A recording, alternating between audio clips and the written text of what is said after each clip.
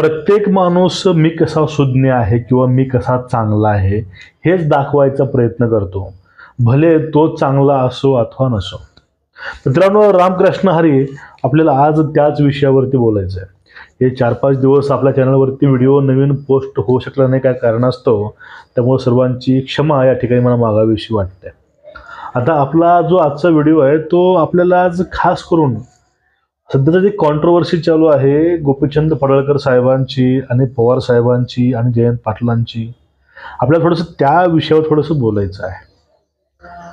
आपल्याला त्या विषयाच्या खोलावर जायचं नाही, तर का झालं काय झालं, पण आपल्याला तसेच काही गोष्टी या ठिकाणी पाहायच्या आहेत. तुम्हाला मी काही व्हिडिओ दावू शकत नाही मित्रांनो पाठीमागं, कारण या व्हिडिओमुळंच मी या ठिकाणी 4 ते 5 दिवस काम करू शकलो नाही यूट्यूबवरती. बघा, याचं झालं असं की काही लोकांनी आपल्यावरती ॲक्शन घेतली लिगल, त्यामुळं हा वेळ मधला गेला. त्यामुळे तुम्हाला मी प्रत्येक वेळेस म्हणतो की आपल्या व्हिडिओला खाली लाईक करत जा आणि कमेंट करायला विसरत जाऊ नका, सबस्क्राईब करा आणि व्हिडिओ शेअर करा, त्यामुळं अशी हिंमत कोणाची होणार नाही. बघा, गोपीचंद पडळकर साहेब हे एक टार्गेट आहेत पश्चिम महाराष्ट्रामध्ये.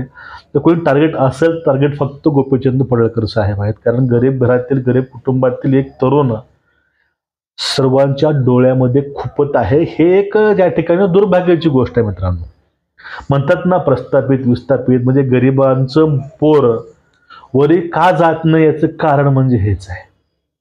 आपण साहेबांना बघू शकता की या माणसाला किती लोक टार्गेट करत आहेत महाराष्ट्रामध्ये. आता या ठिकाणी विषय होता कॉन्ट्रोवर्सीचा. अहो, एखाद्या व्यक्तीला विनाकारण कुठली गोष्ट बोलू शकेल काय? म्हणजे असं उठला काहीतरी बोलला असं होईल का? होणार नाही. आपण याच्या पूर्वी थोडंसं इतिहास बघू. अहो, आतापर्यंत पवार साहेबांचेच सोबतचे, त्यांच्याच पक्षामधले काय काय बोलले कुणाविषयी हे पूर्ण महाराष्ट्रानं बघितलं. जसे शरद पवारांनी फडणवीसांना फोन केला, फोन करून तक्रार करावी त्यांना वाटली, ते म्हणजे गोपीचंद पडळकरांविषयी, की यांना बोललंय हे किती चुकीचं आहे, हे किती अपराध मोठा आहे, ह्यावरती फडणवीसांनी हा ॲक्शन घेतलीच पाहिजे.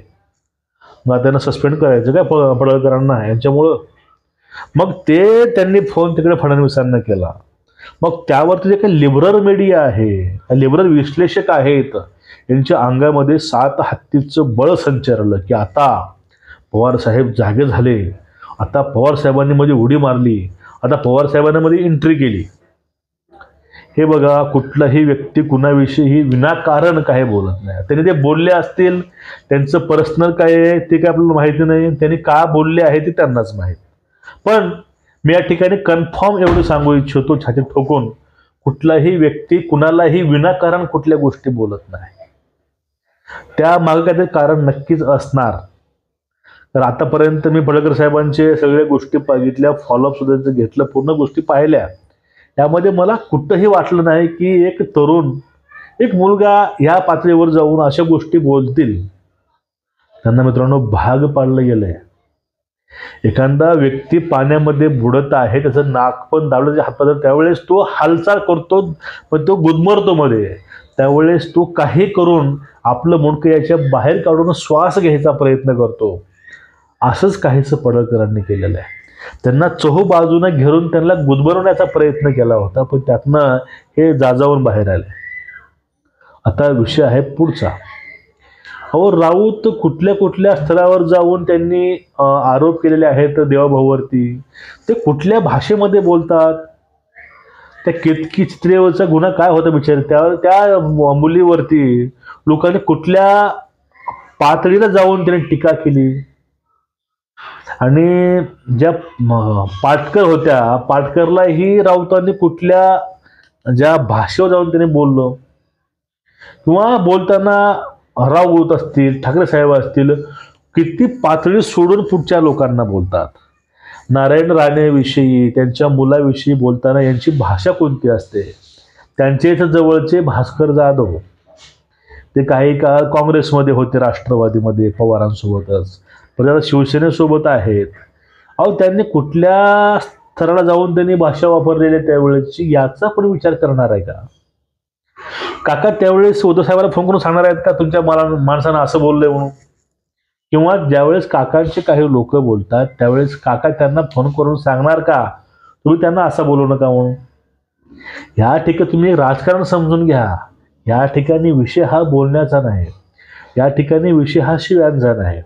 कारण ह्या गोष्टीवरती स्वतः जयंत पाटील काय बोललेत का?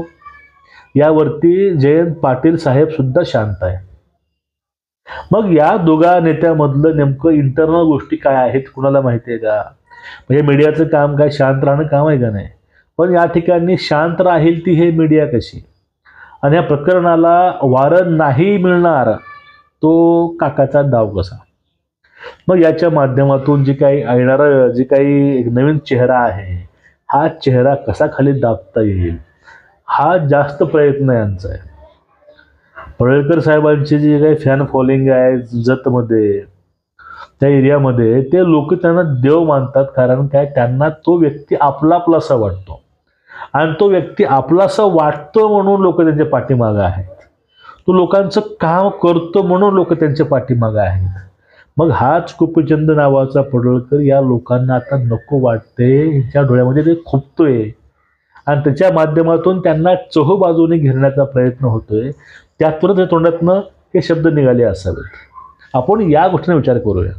पण कुठलंही कारण नसताना, कुठल्याही गोष्टीचं कुठलंही काय नसताना त्यावेळेस राऊत अपशब्द वापरतात, शिव्या वापरतात, तेही न्यूज चॅनलच्या बाईटमध्ये म्हणा किंवा त्याच्या कॉन्फरन्समध्ये वारंवार ते शब्द वापरतात.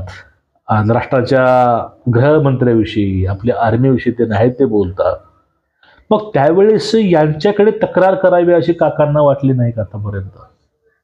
देशाविषयी एखादा माणूस बोलतो ते संशय घेतो देशाविषयी, भारतीय आर्मीविषयी एखादा व्यक्ती संशय घेत असेल, त्या लोकांना हे संविधानच मान्य नाही, लोकशाहीच मान्य नाही, अशा लोकांसोबत हे राहतात. त्यावेळेस त्यांना प्रश्न विचारावा यांना वाटलं नाही. म्हणजे आपल्या मतभेदापेक्षा हे राष्ट्र प्रथम आहे, राष्ट्र महत्वाचं आहे, याकडे त्यांना असं नाही वाटलं का की आपल्या देशाविषयी, आपल्या PM विषयी, गृहमंत्र्याविषयी जी काही भाषा वापरतात ती भाषा अयोग्य आहे, तुम्ही ती भाषा वापरू नका, ते सुस्कृतपणा नाही, ते राजकारण नाही. मग त्यावेळेस यांना त्या लोकांना बोलता नाही आलं का? तुम्ही एक लहान मित्रांनो गोष्ट समजून घ्या. याच्या मागं या एखाद्या गोष्टीला म्हणजे एखाद्या व्यक्तीला चहूबाजूने घेरून त्याला बोलण्यासाठी भाग पाडायचं, आणि ज्या वेळेस तो व्यक्ती बोलतो त्याचं राजकारण करायचं, भांडवल करायचं, ही एक परंपरा या लोकांची आहे. ते राजकारण कोणतंही असो यामध्ये ह्या गोष्टी चालत आहेत. आणि या गोष्टीमुळं झालंय असं की एखाद्या व्यक्तीची जर छबी एक प्रतिमा जर मलिन झाली तर तो व्यक्ती कसं खाली ऑटोमॅटिक राजकारणात पडेल हा प्रयत्न कुठेतरी पाठीमागून चाललाय. याची या ठिकाणी बघा क्यू त्या लोकांची येते. या एका विस्थापित नेत्याविषयी विस्थापितच लोक हे मीडियावर बोलतात, त्यांच्या बोलण्याचं विश्लेषण करणारे ही विस्थापितच आहेत, गरीबच आहेत, पण ते जास्त व्ह्यू यावं, पैसे मिळावे त्यामुळे त्या गोष्टी करतात. आणि काय गोष्ट काय माहिती आहे का, ते गंमत अशी मित्रांनो, जे लोक यांची बाजू उचलून धरतात, जे अनैतिक आहे किंवा ते त्यांचं योग्य नाही, त्याच व्हिडिओला जास्त व्ह्यू येतात. त्यामुळे काय होतंय की या लोकांना वाटतं की लोकांमध्ये ह्या गोष्टी लोकांना आवडतात, लोकांपर्यंत ह्या गोष्टी पोहोचतात, लोकांना ह्या गोष्टी आवडतात म्हणून लोक ते परत तसेच व्हिडिओ ते लोक पोस्ट करतात. याचा परिणाम असा होतो त्यांचे व्हिडिओ होतात व्हायरल, आणि हे जे काही प्रकरण आहे याला हवा मिळते. याला कुठेतरी हेच कारण आहे. आणि जे काही आपले लोक आहेत जे राष्ट्रप्रथम मानतात, हिंदुत्ववादी आहे, ते लोक असे व्हिडिओ बघतच नाहीत. त्यांना फक्त होळीला बोंब लायचं, दिवाळीत तेवढे दिवे लावायचे, फक्त हे कामं करतात. पण त्यांच्या मनामध्ये ती अखंड भावना नसते. फक्त हेच कारण आहे आणि हेच आपलं विकनेस आहे. ते विकनेस त्यांचं नाही, कारण ते लोक त्यांचे व्हिडिओ व्हायरल करतात, त्यांचे व्हिडिओ व्हायरल करून एखाद्या चांगल्या व्यक्तीविषयी गैरसमज लोकांमध्ये पसरवायचा प्रयत्न करतात. आता पडळकरांचं लहानसं होतं गोष्ट, पण त्या हे मीडियाचं एवढी हवा देऊन असं एवढं मोठं भांडवल तयार केलंय. हे भांडवल चौकट दिसतंय आता. याचं एक ज्वलंत उदाहरण आहे. म्हणजे एखादं दोघांचं पर्सनल कुठल्या गोष्टी असतील त्या दोघांविषयी ही दोघं काहीच नाही बोलले, मग त्याविषयी हे बोलतात. म्हणजे देशाच्या PM विषयी कोणी काय बोलतं, गृहमंत्र्याविषयी काय बोलतं, ते माफी मागत नाही. पडळकरांनी माफी का मागावी? या केंद्रीय मंत्र्याला जेवताना ताटावून उचलून नेलं, त्यांना आत टाकलं, त्यांच्याविषयीच नेपाळी नेपाळी म्हणून बोललं जातं. त्यांना प्रश्न विचारतात. मग त्यावेळेस हे कुठं गेला होता तुझा सुसंस्कृतपणा? फक्त एवढंच आहे, फक्त म्हणायचं की हे सगळं जे आहे ते हे पॉलिटिकल गोष्टी आहेत. त्यामध्ये एका उभारत्या नेतृत्वाला कसं दाबता येईल यासाठी आपलेच लोक ज्यावेळेस रस्त्यावरती उतरतील, आपल्याच माणसाविषयी ज्यावेळेस त्याला पाडण्यासाठी ज्यावेळेस आपल्याच माणसाचा वापर होतो मित्रांनो, त्यावेळेस मनाला खूप वाईट वाटतं. आता हेच होत आहे. पडळकरांच्या विरोधामध्ये त्यांचेच लोक आता उठत आहेत, त्यांच्या लोकांना उभा करण्यात येत आहे प्रत्येक जिल्ह्यामध्ये. तेच धनगरच यांच्या विरोधामध्ये उभा राहतात पडळकरांच्या. म्हणजे पडळकरांना कमी करण्यासाठी, त्यांना बदनाम करण्यासाठी आपलेच लोक मन लावून कामं करत आहेत. हेच मोठं दुर्भाग्य आहे. तुमचं या प्रकरणावरती मत काय नक्कीच व्यक्त व्हा. आणि हे राजकारण मित्रांनो कुठल्या थराला चाललंय हे सुद्धा चिंतेची बाब आहे. कमेंट करायला विसरू नका. लाईक करा, व्हिडिओ शेअर, सबस्क्राईब करा. उद्या भेटू मित्रांनो परत एका नवीन विषयासोबत. तोपर्यंत सर्वांना रामकृष्ण हरी.